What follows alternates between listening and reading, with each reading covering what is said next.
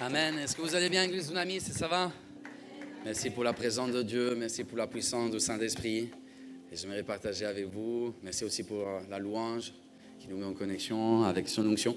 Et j'aimerais partager avec vous aujourd'hui un message puissant de la parole de Dieu. J'espère que tu es prêt à le recevoir. Il n'y a pas longtemps, j'avais parlé une mardi de la différence entre la parole logos et la parole rhéma. Et tu dois savoir que dans la Bible, nous retrouvons dans les Grecs les logos. Les logos, c'est littéralement, c'est la parole en général. Mais après, il y a aussi les rhéma, la parole, le rhéma. C'est quoi la différence? C'est que les logos, c'est une parole générale. C'est la parole générale que Dieu te donne. Après, il y a la parole, le rhéma. La parole, le rhéma, c'est une parole que tu reçois dans une saison particulière. Et à chaque fois qu'on prêche la parole de Dieu le dimanche, tu reçois une parole, le rhéma. Une parole pour toi dans cette saison, dans ta saison, dans la chose que tu es en train de vivre aujourd'hui.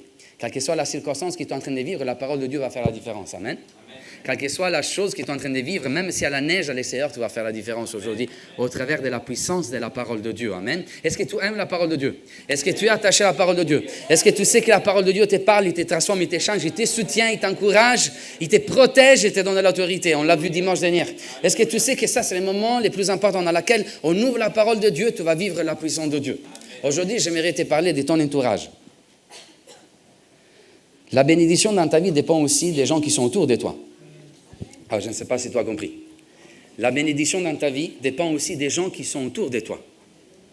Ceux qui sont autour de toi, ils vont faire la différence. Les gens qui t'ont choisi d'être autour de toi, ils vont faire la différence dans ta vie. Maintenant, pour te faire entrer dans la bénédiction, Dieu utilisera la parole de Dieu et tu l'utilises, n'est-ce pas? Il y aura la prière. Il y a la sanctification, il y a le Saint-Esprit. Mais Dieu utilise aussi les gens qui sont autour de toi. Il y a des gens que Dieu mettra sur ton chemin pour te propulser et pour te faire entrer dans la présence de Dieu, pour te faire entrer dans la puissance de Dieu, pour te faire entrer dans la promesse de Dieu, pour te faire entrer dans ta destinée, dans les buts que Dieu a pour ta vie. Les gens autour de toi, ils sont très importants. Tout dépend des gens qui sont autour de toi aussi. Je ne sais pas si tu as compris. Donc ma question, est-ce que tu es entouré par le bon entourage? Est-ce que ceux qui sont autour de toi, c'est des hommes, des femmes de Dieu? Est-ce que c'est des gens qui sont en train de t'élever vers le haut ou c'est des gens qui sont en train de t'amener vers le bas? C'est très important d'être entouré par des gens qui ont certaines qualités pour que tu puisses rentrer dans les buts de Dieu. La victoire et la défaite sont décrétées par les gens qui t'entourent. Amen. L'apôtre Paul, c'était l'apôtre Paul, tu es d'accord? Avant, c'était Saul. Saul est devenu Paul, pas parce que Saul il a rencontré Dieu sur la voie de Damas. Pas seulement parce que Saul il a rencontré Dieu sur la voie de Damas. Pas seulement parce qu'il a reçu la révélation, il a parlé avec Dieu, il a vu la lumière, il est tombé par terre. La Bible nous dit quand la présence de Dieu est descendue sur lui. Il n'est pas devenu Paul seulement parce qu'il a eu une révélation de la présence de Dieu. Pas seulement parce qu'il a reçu un appel dans son cœur. Mais il est devenu Paul grâce à un homme que Dieu avait envoyé pour lui imposer les mains. Parce que Dieu utilisera les gens qui sont autour de toi pour te faire rentrer dans les buts que Dieu a pour ta vie. La Bible nous dit qu'Ananias a été envoyé pour imposer les mains à l'apôtre Paul. Et là, l'apôtre Paul, il est rentré dans la destinée que Dieu avait pour sa vie. Vous vous rappelez David? David est devenu le roi David, pas seulement parce que David, il gardait la parole de Dieu dans son cœur. Pas seulement parce que David, c'était l'homme selon le cœur de Dieu. Pas seulement parce que David a terrassé les géants. Pas seulement parce que David avait terrassé les ennemis, avait vraiment résisté dans les déserts, mais aussi parce que Dieu avait envoyé des hommes fidèles qui entouraient David. Il y aura des hommes autour de toi qui t'aideront à arriver dans les trônes de Dieu, sur les trônes dans lesquels Dieu veut que tu sois assis. Maintenant, tout dépend des gens qui sont autour de toi. Dieu a créé des hommes, Dieu mettra sur ton chemin des hommes et des femmes qui seront en mesure de laisser une bénédiction dans ta vie. Maintenant, même l'ennemi t'enverra des gens, des fois, pour te détruire. Mais Dieu t'enverra des gens pour te bénir. Est-ce que tu es entouré par les bonnes personnes? Est-ce que tu es entouré par les bonnes personnes? Déjà, tu sais que tu as besoin des autres? Tu sais que tu as besoin des autres. Je ne sais pas si tu as compris. Hein? Vous êtes là aujourd'hui? Je vois attentif. Hein? Je ressens vraiment l'onction. Et tu sais que tu as besoin des autres. Tu ne peux rien faire tout seul. C'est pour cela que moi, dans ma leadership, je veux travailler tout à fait entouré par des gens. Amen. Mais tu ne peux rien faire seul. Tu as besoin des autres. Même si tu es fort, même si tu es puissant, tu ne peux rien faire seul. Même si tu es l'homme le plus fort du monde, même si tu es Superman, même si tu es la femme, la super-héroïne et tout, tu as besoin des autres. Je ne sais pas si tu as compris. Hein? Moïse, il avait besoin des autres. Moïse avait besoin des autres pour remporter des victoires. Oui, mais moi, je suis Moïse. J'ai vu Dieu dans les buissons ardents, Dieu m'a appelé, je suis allé en Égypte, j'ai envoyé les 10 plaies en Égypte, j'ai libéré les peuples d'Israël. Moi, je suis Moïse. Vous vous rappelez la prédication de la semaine dernière, Élikia au travers de la parole de Dieu? Aujourd'hui, c'est Élikia au travers des gens qui sont autour de toi. Parce que tu atteindras la stature de Christ aussi grâce aux gens qui sont autour de toi. Moïse, j'ai placé, amen, tu peux acclamer les seigneurs, amen. Moïse, tu peux atteindre la stature de Christ avec les bâtons que moi je mis dans ta main, avec la parole de Dieu, avec la prière. Et on a vu le dernier dimanche la puissance, l'importance du bâton que Dieu avait mis dans la main de Moïse. Vous vous rappelez? Shevet, Mishevet, Makel et Maté. Vous vous rappelez? Est-ce que tu peux me passer, s'il vous plaît? Merci. Shevet, c'était les bâtons que les bergers utilisaient. C'est un grand bâton, vous vous rappelez? Pour amener les brebis dans les troupeaux. Après, il y avait le Mishevet, et c'est un bâton un peu plus petit, très épais, que les bergers utilisaient pour protéger les brebis. Après, il y avait les Makel, c'est un bâton entre les deux, que les bergers utilisaient.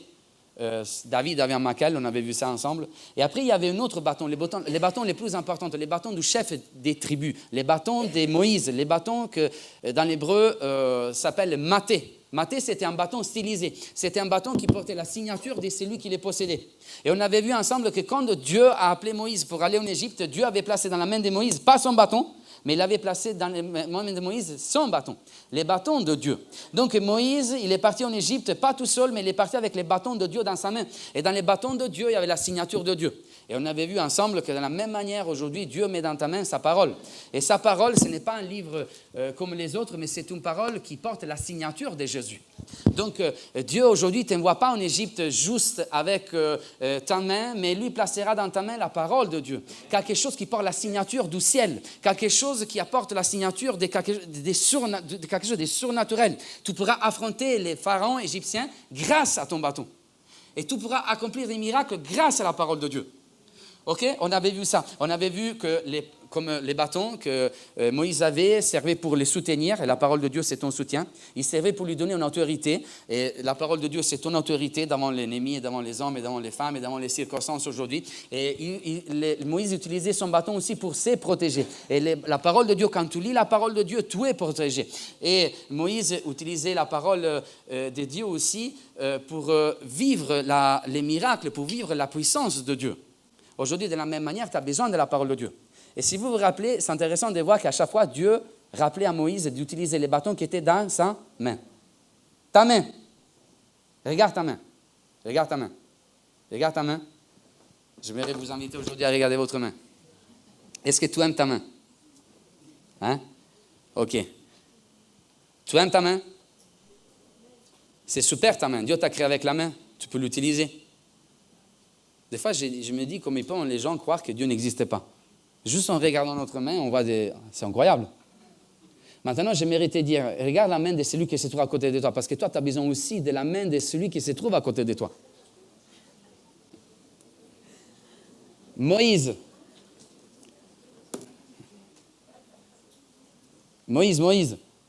plein de fois, tu as utilisé ta main, et tu as utilisé ce que moi j'avais placé dans ta main, pour accomplir des grands miracles. Mais il y aura des moments où, avec ta main, et avec ce que moi j'ai placé dans ta main, tu ne pourras pas accomplir des miracles. Parce que pour accomplir les miracles, tu auras besoin aussi des mains qui sont à côté de toi. Tu as besoin des mains des hommes et des femmes de Dieu qui sont aussi à côté de toi.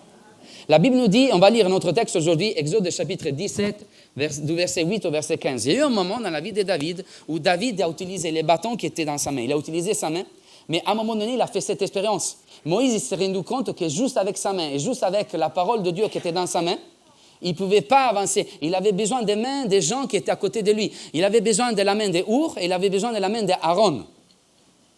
La Bible nous dit que le peuple d'Israël était arrivé dans un lieu appelé Rephidim. Exode chapitre 17, du verset 8 au verset 15. Exode chapitre 17. Amalek à Rephidim vient combattre Israël. Rephidim signifie repos. Parce que Amalek, l'ennemi, il viendra tout le temps attaquer ton repos. Aujourd'hui, il y a des Amalek qui doivent être chassés de ton lieu de repos. Alors les peuples d'Israël étaient là, finalement, on peut se reposer. On est arrivé dans cette étape, on se repose. Et à un moment donné, la Bible nous dit qu'Amalek est venu pour combattre Israël. Oh, l'ennemi viendra tout le temps attaquer ton repos. Quand tu seras dans ton canapé, relax, à la maison, c'est là que tu recevras un appel et tu perdras ta paix. L'ennemi viendra tout le temps attaquer les jours libres que tu as destinés dans ta semaine pour te reposer. Tu as besoin de te reposer. Le repos est très important. À un moment donné, tu dois dire, OK, je vais me préserver, je vais me reposer. Est-ce que tu te reposes? Ça, c'est notre prédication. On va aller voir là, une autre fois. C'est bon, on reste dans les thèmes. Amen. Maintenant, la Bible nous dit qu'Amalek vient combattre Israël à Rephidim. Verset 9. Alors Moïse dit à Josué, choisissez-nous des hommes, sors et combat Amalek. Demain, je m'étendrai sur les sommets de la colline avec les bâtons de Dieu dans la main. Voilà ce que Moïse a dit à Josué. Josué, choisis des hommes pour combattre dans la vallée. Et en même temps, moi, je serai sur la montagne avec les bâtons de Dieu dans la main, avec la parole de Dieu dans la main. Amen. Donc, regarde déjà, et je me rouvrir une parenthèse. Devant tous les combats de ta vie, il y a deux endroits utiles pour combattre l'ennemi. Les premiers lieux, les premiers endroits, les premiers champs de bataille, c'est dans la vallée. C'est là où il y avait Josué. Josué vivait un corps à corps, un face à face, un tête à tête avec l'ennemi. Voyez? Mais après, il y a un autre endroit dans lequel tu peux combattre l'ennemi. Et c'est l'endroit le plus important. C'est là où il y a la montagne avec les bâtons de Dieu dans la main.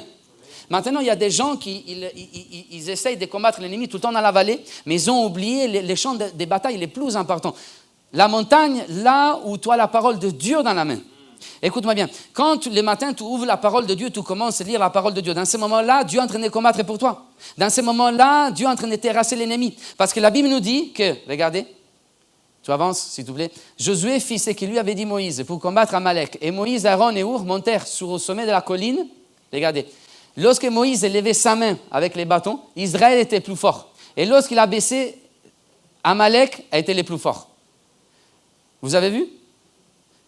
La Bible nous dit que quand Moïse élevait la parole de Dieu, quand Moïse élevait les bâtons de Dieu, Moïse, le peuple d'Israël, dans la vallée, remportait la victoire. Quand il baissait la parole de Dieu, c'était l'ennemi qui remportait la victoire. De la même manière, le meilleur endroit pour attaquer l'ennemi, c'est dans ta maison, avec la parole de Dieu. Le meilleur endroit pour attaquer l'ennemi qui vient pour détruire ta famille, c'est de t'asseoir avec ta famille et lire la parole de Dieu. Amen. 10 minutes, 15 minutes, dans ce moment-là, l'ennemi sera vaincu par la puissance de Dieu. C'est ça le pouvoir de la parole de Dieu. Quand tu commences à lire la parole de Dieu, tu prends les distances de l'ennemi, mais tu permets à la présence de Dieu de se rapprocher de l'ennemi. Tu prendras les distances de ton ennemi, mais l'action de Dieu sera plus près de ton ennemi. Amen. Donc, trouve la parole de Dieu et trouve la puissance de Dieu. Quand tu ouvres la parole de Dieu, tu connais encore plus la personne de Jésus. Et voilà ton combat. Ton combat, tu remportes la victoire dans ton combat quand tu connais encore plus davantage la présence de Jésus. Quand tu es dans la vallée, tu connais ton ennemi et tu regardes ton ennemi, tu as ton focus sur l'ennemi, tu vois la puissance de ton ennemi. Mais quand tu ouvres la parole de Dieu, tu connais la présence de Jésus. Et plus tu connais la personne de Jésus, plus ton ennemi est terrassé dans le nom de Jésus. Maintenant, ton but, ce n'est pas de connaître l'ennemi, mais ton but, c'est de connaître la présence de Jésus. Amen. Quelle que soit la difficulté que tu es en train de traverser, même si tu es attaqué par les ténèbres, ne regarde pas aux ténèbres, regarde à la lumière. Connais de plus en plus la personne de Jésus, tu vivras sa victoire. La Bible nous dit que Pierre a marché sur l'eau. Pierre, dans la tempête, quand il y a la tempête, il faut rester dans la barque. Le meilleur endroit pour être protégé, c'est rester dans la barque. Mais la Bible nous dit que Pierre a fait une grande expérience. Il est descendu, il a commencé à marcher sur l'eau. Pourquoi? Parce qu'il gardait son regard fixé sur Jésus. Parce que quand tu regardes Jésus, quand tu regardes la gloire de Jésus, tu pourras marcher sur la tempête. Tu pourras vivre la bénédiction de Dieu. Amen. Aujourd'hui, s'il y a des difficultés dans ta vie, ouvre la parole de Dieu. Arrête de faire les scanners de ton ennemi. Il a fait ça, il m'a dit ça, il m'a dit ça. Non. Arrête de perdre du temps. Ouvre la parole de Dieu et connais la présence de Jésus. S'il y a des problèmes économiques dans ta vie, connais encore plus davantage la présence de Jésus. S'il y a des difficultés dans ta vie, connais davantage encore plus la présence de Jésus. Amen. Donc maintenant, saisis la parole de Dieu et commence à abattre l'ennemi dans le nom de Jésus. Maintenant, la Bible nous dit, et c'est là que je vais arriver, le texte nous dit, tu peux les remettre s'il te plaît, que quand Moïse avait, les mains de Moïse, finalement, étaient fatiguées. Waouh! Ils prirent une pierre qu'ils placèrent sur lui et l'assisent dessus. Aaron et Hur soutenaient ses mains, l'un d'un côté, l'autre de l'autre. Et ses mains restèrent fermes jusqu'au coucher du soleil. Et c'est là le corps de mon message. Il y aura des moments dans lesquels tu auras tes mains fatiguées. Il y aura des moments dans lesquels ta main sera fatiguée. Il y aura des moments dans lesquels, peut-être, ok, tu as accompli plein de miracles avec ta main, Moïse. Tu es Moïse, tu as vu les buissons ardents, tu as vu Dieu dans les buissons ardents, tu as vécu des choses incroyables, mais ta main sera fatiguée. Même la main de Moïse était fatiguée. Ma main est trop fatiguée pour élever la parole de Dieu. Il y aura des moments dans lesquels tu seras découragé. Il y aura des moments dans lesquels tu seras fatigué. Il y aura des moments dans lesquels tu ouvriras la parole de Dieu et à cause de la fatigue, tu ne verras plus la personne de Jésus dans la parole de Dieu. Tu ne recevras plus des révélations. Tu seras fatigué, tu seras découragé. Il y aura des moments dans lesquels tu seras fatigué. Je ne sais pas s'il y a quelqu'un au milieu de nous ce matin qui est fatigué ici. Je ne sais pas s'il y a quelqu'un qui, au milieu des difficultés, Amalek est venu, il t'a attaqué. Il y a 7 combats dans ta vie. Tu es en train d'élever la parole de Dieu. Tu l'as élevé, tu as prié le nom de Jésus. Tes yeux étaient sur Jésus. Mais aujourd'hui, tu es fatigué. Ta main est fatiguée. Ça peut arriver à tout le monde. Même les plus grands hommes de Dieu d'Israël étaient fatigués. Il était en crise. Il y avait un moment de souffrance dans sa vie. Il y aura un moment dans ta vie où tu seras fatigué. Il y aura un moment dans ta vie, même si tu es le plus grand homme de Dieu, même si tu as accompli des grands miracles avec ta main, même si tu as sauvé ta famille avec ta main, il y aura des moments dans lesquels tu seras fatigué. Tu n'arriveras plus à porter les poids. Et c'est là qu'à côté de toi, tu dois voir Aaron et Our. Demain, la main des hommes qui sont à côté de toi, qui pourront t'aider pour continuer les combats, pour continuer à avancer, pour continuer à remporter la victoire sur Amalek. Tu as besoin des autres. Je ne sais pas s'il y a quelqu'un qui est arrivé au bout. Tu es arrivé aux limites de tes forces. Tu es rentré ici et tu es en train de dire, je n'arrive plus. Je suis fatigué, je suis découragé. Je ne peux plus continuer. Je me suis battu, tu t'es battu et vraiment, félicitations, tu es vraiment un homme de Dieu, tu es vraiment une femme de Dieu. Tu as avancé. Il y a des moments dans lesquels on a avancé. Il y a des moments dans lesquels tout seul, on a percuté les problèmes. Dans lesquels, et merci Seigneur, on est des hommes et des femmes, des valeurs. Dimanche après dimanche, je suis là. Dimanche après dimanche, j'écoute la parole de Dieu. Dimanche après dimanche, malgré les circonstances, je viens ici et j'adore Dieu. Dimanche après dimanche, mardi après mardi, j'ai pris en langue, je suis baptisé du Saint-Esprit. Et moi, j'aimerais me féliciter avec toi. Dimanche après dimanche, je soutiens des problèmes hyper difficiles dans ma maison. Je suis en train de porter ma maison. Oh, il y a un poids dans mon dos. Et je suis vraiment en train de te dire, félicitations, tu es vraiment une femme de Dieu, tu es vraiment un homme de Dieu, tu es vraiment un exemple. Mais aujourd'hui, tu es fatigué. Moi, j'aimerais te dire, ne lâche pas. Ce n'est pas le temps de lâcher. Même si tu es fatigué, apprends à gérer la fatigue. Il y aura des moments dans lesquels tu seras fatigué et tout dépendra de ta gestion avec la fatigue. La fatigue, il fait partie du jeu. Les moments de découragement, il fait partie de... Continue, avance. Ne t'arrête pas. Continue, avance. Cette parole, c'est pour quelqu'un dans ce moment-là. C'est une parole prophétique. Ne t'arrête pas, continue. Amen. Tu es venu ici avec l'idée de lâcher. Je lâche prise, je n'arrive plus. Oh, je vais baisser les bras et finalement, Amalek, il va remporter la victoire.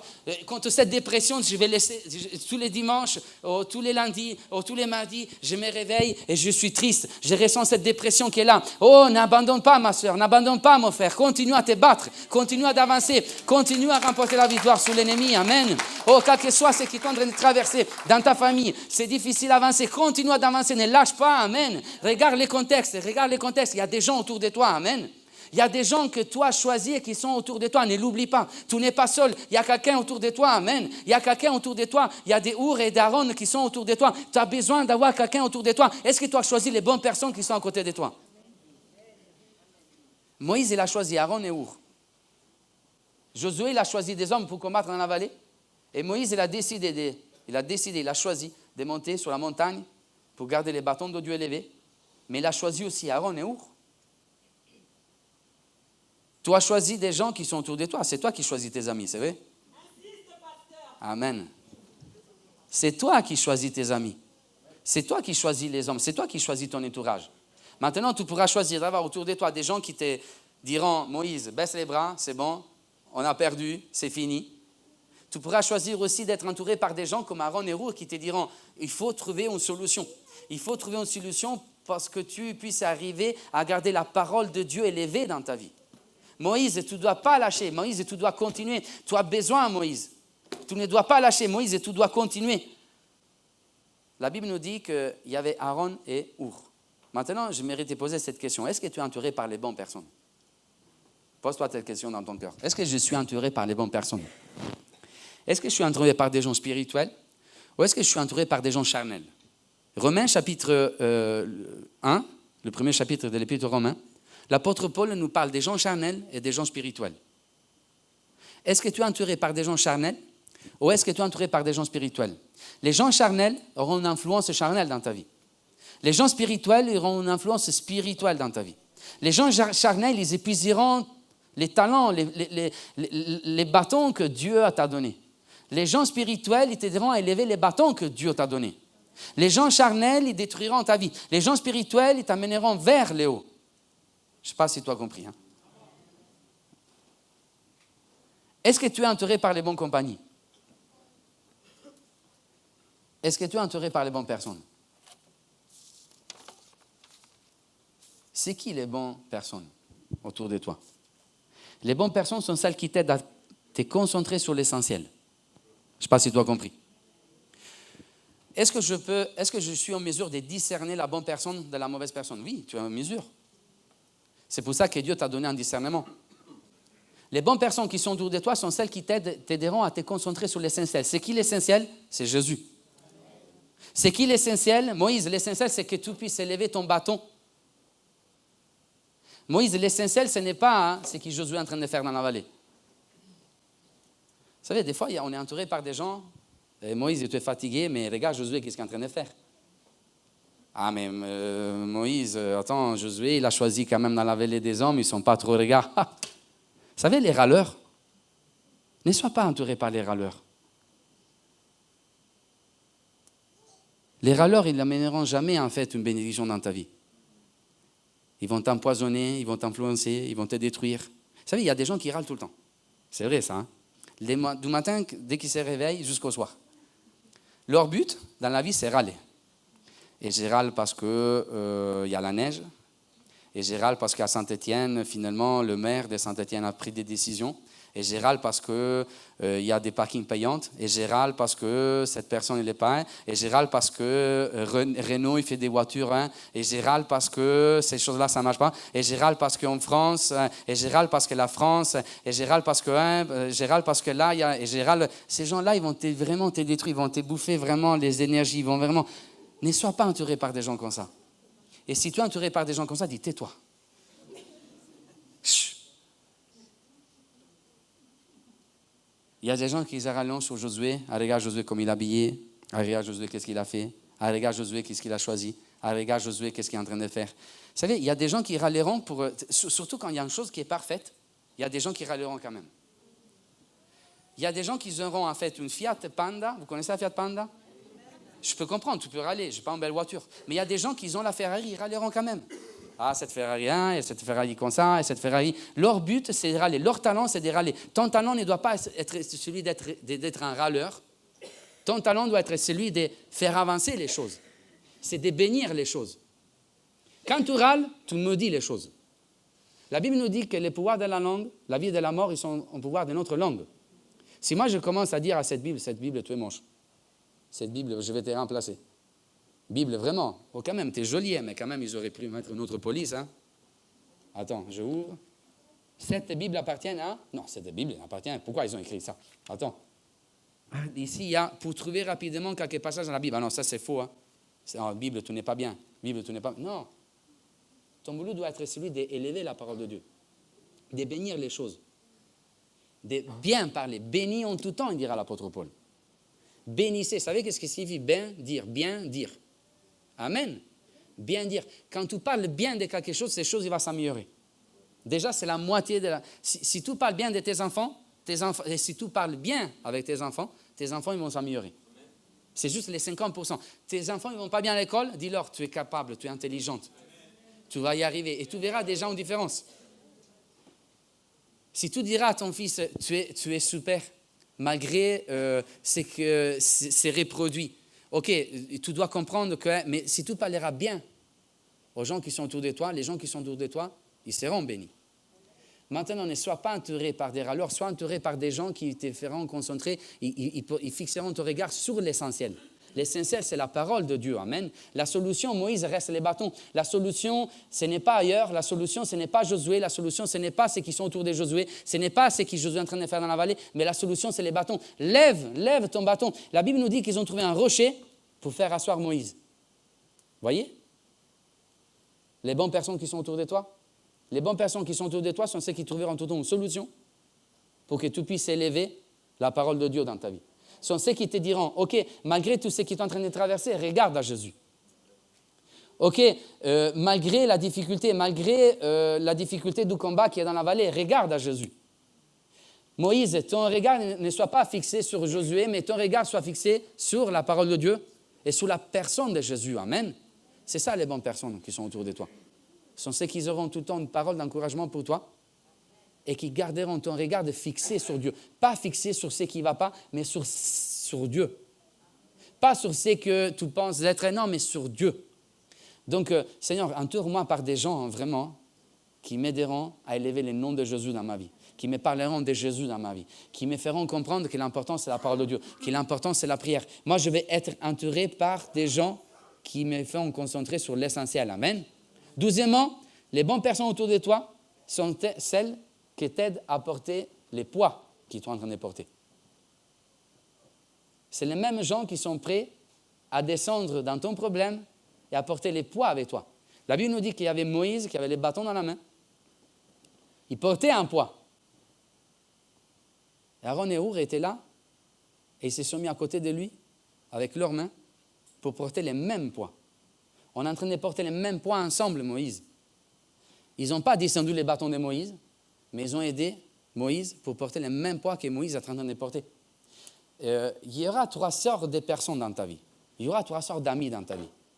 Il y aura des confidentes. Tu sais, c'est quoi une confidente? C'est quelqu'un qui est mature. C'est quelqu'un qui sera à côté de toi malgré tes erreurs, malgré ce que tu as commis, lui sera tout le temps à côté de toi. Son amour pour toi sera inconditionnel.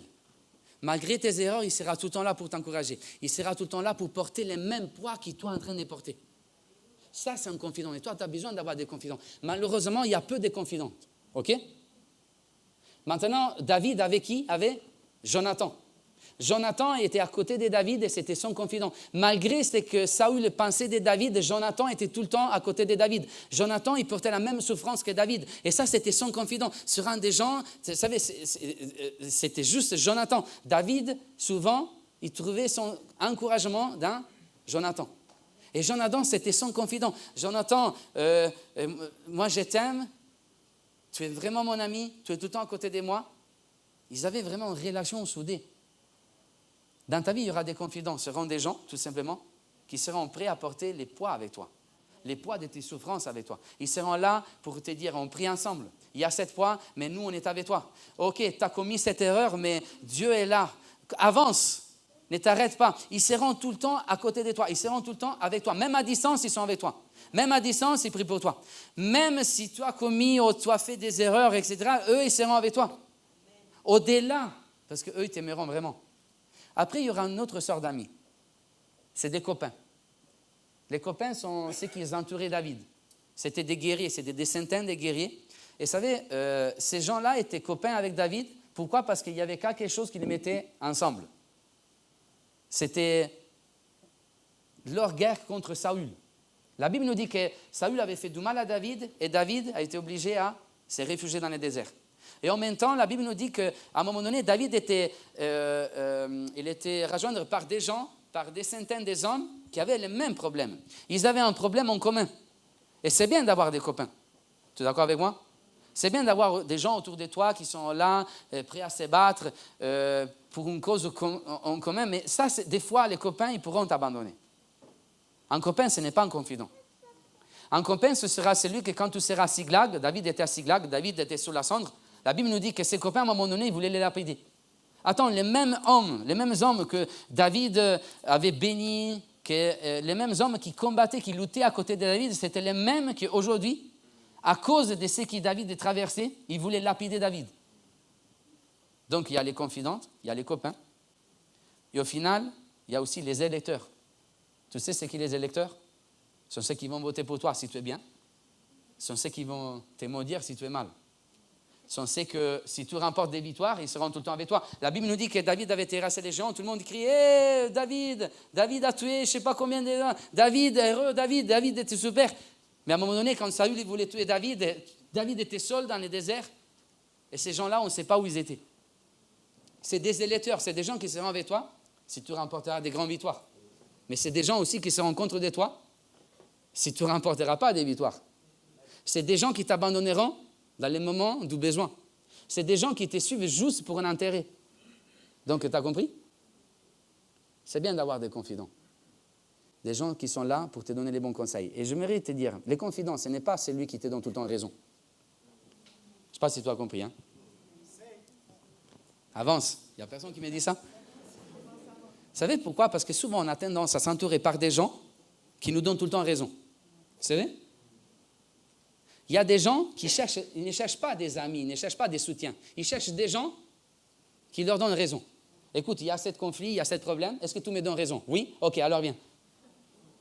Il y a des gens qui sont entourés tout le temps par des gens qui leur donnent tout le temps raison, qui leur disent tout le temps, t'es bon, t'es bon. Ah, dans cette histoire, c'est bien. Non, non, non. Les vrais confidents, les vrais amis, c'est celui qui te dit, écoute, moi, je vais te dire un truc. Hein. Alors là, tu n'as pas raison. Là, tu es en train de faire quelque chose qui ne va pas. Les vrais amis, c'est celui qui te mettra tout le temps face à la réalité de la chose. C'est celui qui te dira, écoute, là, il y a un problème, tu dois t'améliorer. Tu ne pourras jamais grandir. Tu ne pourras jamais grandir à côté de quelqu'un qui te dit tout le temps, tu es beau, tu es magnifique. Ah là, ce n'est pas ta faute, là, c'est la faute des autres. Écoute, tu as vu qu'est-ce qu'il m'a fait? Tu as vu? Oui, oui, tu as raison. Hein. Tu ne pourras jamais grandir à côté de quelqu'un comme ça. Tu pourras grandir à côté de quelqu'un qui te dit la vérité. La Bible nous dit que Jésus, c'était quelqu'un qui disait la vérité aux gens. La Bible nous dit que Jésus est arrivé devant les pharisiens, il leur a dit, votre cœur, dans votre cœur, il y a quelque chose qui ne va pas. Jésus, il parlait tout le temps avec la vérité dans son cœur. Oh, femme, tu as eu 5 mariés, c'est lui qui t'a maintenant. Voyez la vérité? Des fois, la vérité, il te blessera. Des fois, la vérité te fera mal. Mais c'est grâce à cette vérité que tu pourras grandir et que tu pourras devenir les Moïse que tu dois devenir, que tu pourras devenir les David que tu dois devenir, que tu pourras devenir l'homme de Dieu que tu dois devenir. Amen. Donc, ne sois pas entouré tout le temps par des gens qui te donnent tout le temps raison, mais valorise les gens qui des fois viendront te dire, écoute, là, selon moi, il y a quelqu'un il est vraiment objectif, c'est ma femme. Quand je prêche, je descends, une seconde après de l'estrade, c'était la prédication, si je la vois qu'il est... Mais voyez, elle est vraie. Amen. Amen. Si je descends et je la vois, alors, wow, yes, je prends un chewing-gum, je suis tranquille, bien. Mais c'est bien de dire la vérité. Il faut savoir dire la vérité. Il ne faut pas dire pas direct, mais des fois, les hommes de Dieu, si tu veux être vraiment un bon ami, tu dois dire la vérité vraiment aux gens. Et ne sois pas entouré juste par des gens qui te donnent raison à chaque fois. Sois entouré par des gens qui te disent la vérité. Il vaut mieux d'apprendre la vérité qu'avancer dans les mensonges. Amen. Et je vais arriver vers la fin. Si les pianistes peuvent venir, s'il vous plaît. Mon temps est en train de presque terminer. Les bonnes personnes autour de toi sont celles qui ont la même vision. Amen. Entoure-toi par des gens qui ont la même vision que toi. Dieu a placé une vision dans ton cœur. Sois entouré par des gens qui ont la même vision. Tu ne pourras pas, en fait, accomplir la vision que Dieu t'a donnée à côté des gens qui ont une vision totalement à l'opposé. Sois entouré par les gens qui ont la même vision. Amen. Our, Aaron et Moïse, dans ce moment-là, ils avaient la même vision. Ils voyaient bien la chose. Ils voyaient ce que le peuple de Dieu est en train de traverser. Sois entouré par des gens qui ont la même vision. Des fois, il y aura, en fait, des divergences, et ça, c'est normal. Mais l'important, c'est que tu sois entouré par des gens qui portent dans leur cœur ce que Dieu a mis dans ton cœur. Vous savez, les plus grands leaders sont ceux qui sont tout le temps entourés. Ils arrivent, ils ont cette capacité à choisir des gens autour qui ont tout le temps la même vision pour aller d'un point A à un point B. La vision, c'est très important. Les pouvoirs se trouvent dans la vision. Est-ce que tu as une vision pour ta vie? Est-ce que tu as une vision pour ta vie spirituelle? Sois entouré par des gens qui ont la même vision. Ne sois pas entouré par des gens qui ont une autre vision, ou une vision erronée, une vision qui ne correspond pas à ce que Dieu a placé dans ton cœur. Amen. Et j'aimerais terminer en arrivant à la fin. Les bonnes personnes sont celles qui t'encouragent à d'aller jusqu'au bout. Et c'est là que je voulais arriver. Les bonnes personnes sont celles qui t'encouragent à d'aller jusqu'au bout. La Bible nous dit, si tu peux remettre les versets, que Aaron et Our, ils ont soutenu les mains de Moïse jusqu'au coucher, d'où? Jusqu'à la fin. Jusqu'à la fin. Jusqu'à la fin. Oh Moïse, tu dois aller jusqu'au bout. On doit terminer ce qu'on a commencé. Vous savez, il y aura des gens, des fois, qui te diront à côté de toi, arrête-toi, Moïse, c'était bien, tu t'es donné, tu es devenu un exemple pour nous, vraiment, mais là, c'est le moment de t'arrêter. Non, ne t'arrête pas. Méfie-toi de ces gens. Dieu t'a donné une mission, tu dois l'accomplir jusqu'au bout. Ne laisse pas les choses à moitié. Ne laisse pas Amalek remporter la victoire. Ne laisse pas Amalek détruire les peuples de Dieu. Ne permets pas à Amalek de remporter la victoire. Mais tu dois aller jusqu'au bout. Amen. Tu dois aller jusqu'à la victoire. Tu dois aller jusqu'à la victoire.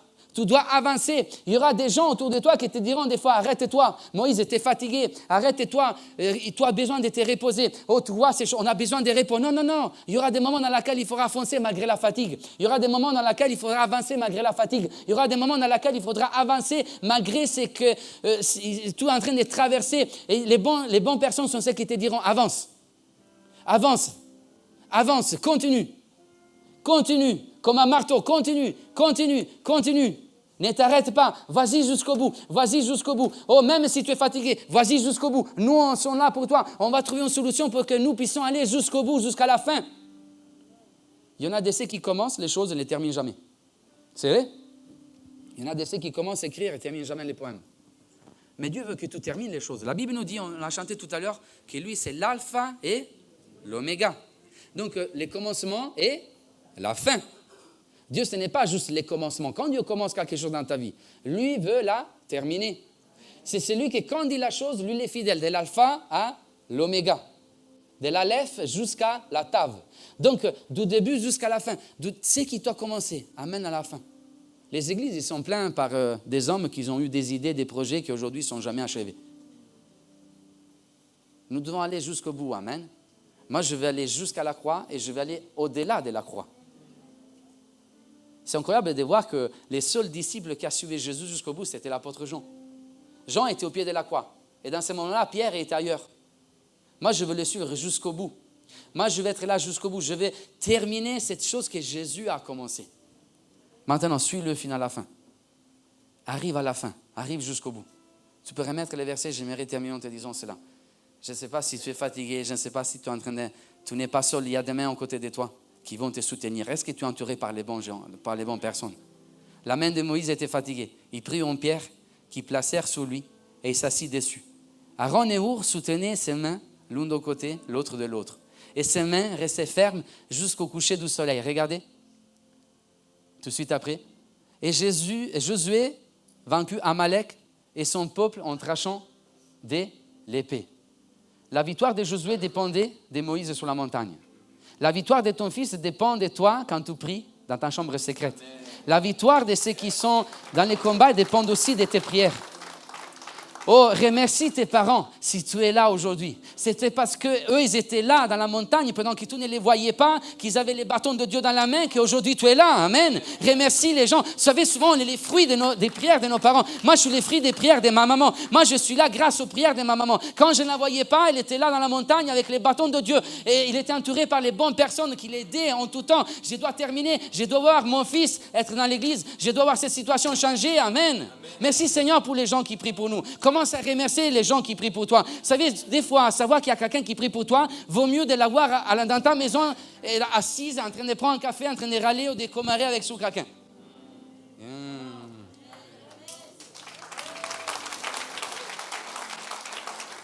La bonne personne, ce n'est pas celui qui t'appelle tout le temps pour t'encourager. La bonne personne, c'est celui qui prie pour toi dans les secrets. La bonne personne, je t'enseigne quelque chose, de leadership.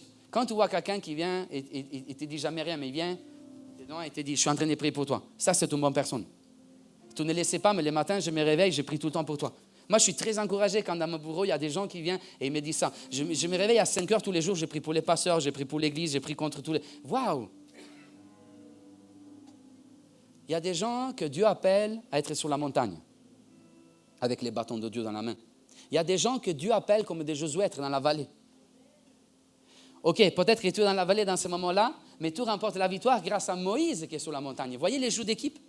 On a besoin des uns des autres. On a besoin des bonnes personnes au bon moment, aux bons endroits. Amen.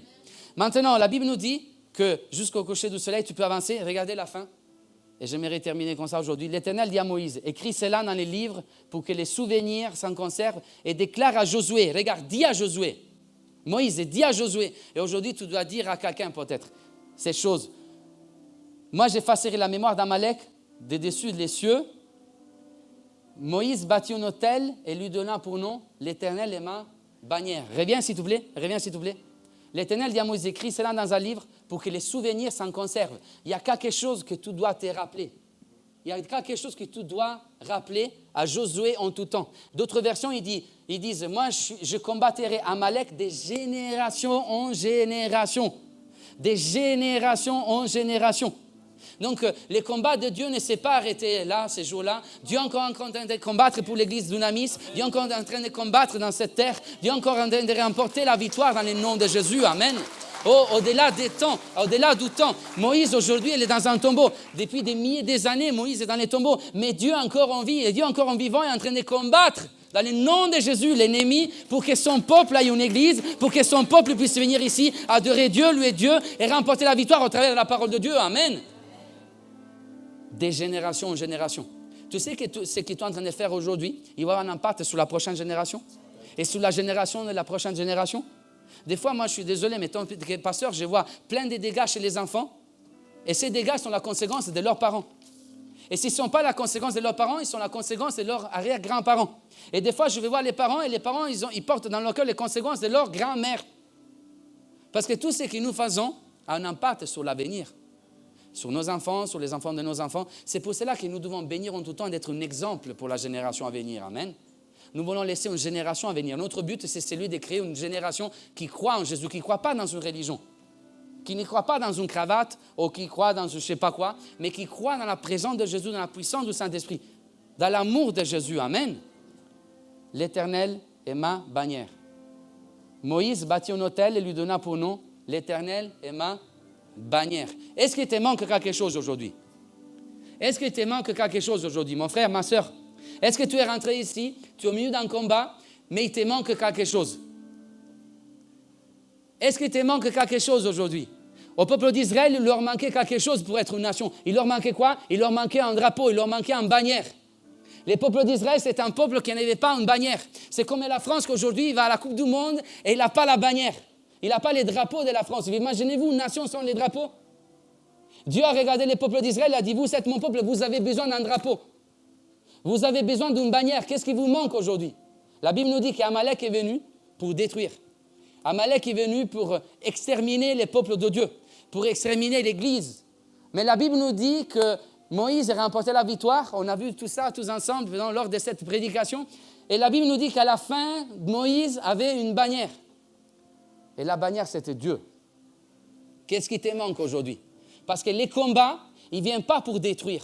Des fois, il y aura des combats qui ne viendront pas pour enlever à ta vie, mais c'est grâce à ces combats qu'aujourd'hui tu es en train de vivre, que Dieu va ajouter quelque chose qui manquait avant à ta vie. Amen. Donc, ne vois pas les combats comme quelque chose qui vient détruire ta vie. Ne vois pas les combats comme quelque chose qui vient enlever à ta vie. L'ennemi veut enlever quelque chose à ta vie, mais dis à Satan aujourd'hui, oh, ces combats, c'est pour la gloire de Dieu. Ces combats, il n'enlèvera rien. Ces combats, il ne pourra pas remporter mes enfants. Ces combats, il pourra remporter ma paix. Ces combats, il ne pourra pas m'enlever en fait la tranquillité. Ces combats, il ne pourra pas détruire ma foi, mais ces combats, il ajoutera à la foi. Ces combats, il amènera mes enfants à l'église. Ces combats, il amènera quelque chose dans ma vie qu'avant je n'avais pas, et cette chose qui va m'amener, c'est la bannière de Christ dans ma vie. Est-ce qu'on peut se mettre debout? Est-ce qu'on peut acclamer le Seigneur? Est-ce qu'on peut dire, Seigneur, merci. Seigneur, merci pour ta bannière. Seigneur, merci. Bonjour, j'espère que ce message vous a richement béni. N'hésitez pas à vous abonner, à activer les notifications avec la petite cloche. Si vous souhaitez soutenir notre ministère, vous pouvez aller en description et cliquer dans le lien. À la semaine prochaine!